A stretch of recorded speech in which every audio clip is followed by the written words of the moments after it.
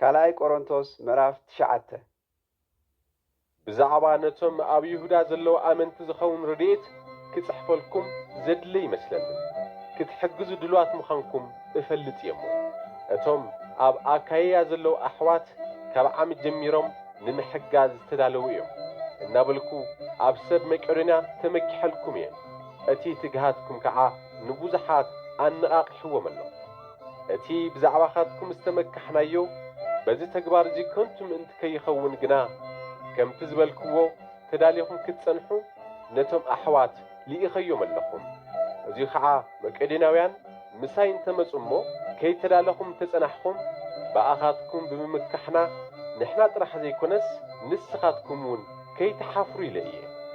ስለዙይ ነቲ ክትልግስዎ ዘተስፈኹምዎ ብህብቶ ኣቐዲሞም ምእንቲ ክዳለዉ ነቶም ኣሕዋት ቀቅድመይ ናባኻትኩም ክኸዱ ጠየቕክዎም። እዙይ ከዓ ፈቲኹም እምበር ተገዲድኩም ከም ዘይገበርኩሞ ኸረዲ እዩ። እቲ ብውሑድ ዝዘርእ ብውሑድ ከም ዝዓጽድ፣ እቲ ብብዙሕ ዝዘርእ ድማ ብብዙሕ ከም ዝዓጽድ ፍለጡ። እግዚአብሔር ሕጉስ ወሃዊ እዩ ዝፈቱ እሞ ነፍስ ወከፍ እንተይፈተወ ወይ ብግዲ ዘይኮነስ ከምቲ ብልቡ ዝሓሰቦ ይሃብ።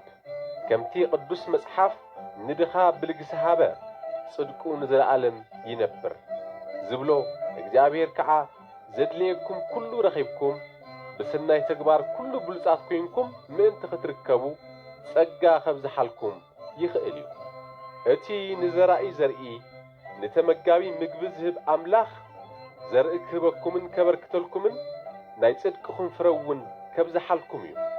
ኩሉ ጊዜ ለጋሳት ምእንቲ ክትኮኑ ብኹሉ ወገን ከህፍትመኩም እዩ።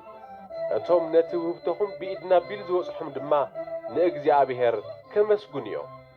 እዚ ናይ ልግሲ ኣገልግሎትኩም ጐደሎቶም ቅዱሳን ምምላእ ጥራሕ ዘይኮነስ ሰብ ንእግዚአብሔር ዝበለጸ ምስጋና ከም ዘቕርብ ይገብር እዩ። እዚ ናይ ልግስኹም ኣገልግሎት ንስኻትኩም ነቲ ዝተቐበልኩሞ ወንጌል ክርስቶስ እሙናት ከም ዝኾንኩምን ንዓኣቶምን ንኹሉ ሰብን ለጋሳት ከም ዝኾንኩም ስለ ዘረድእ ብዙሓት ንእግዚአብሔር ከመስጉን እዮም። ንሳቶም ንዓኻትኩም ይጽልዩልኩም እዮም። ስለቲ ኣባኻትኩም ዘሎ መጠን ዘይብሉ ጸጋ እግዚአብሔር ክርእኹም ይናፍቑ እዮም። ስለቲ ብቓል ክንገር ዘይከኣል ውህብትኡ እግዚአብሔር ይመስገን።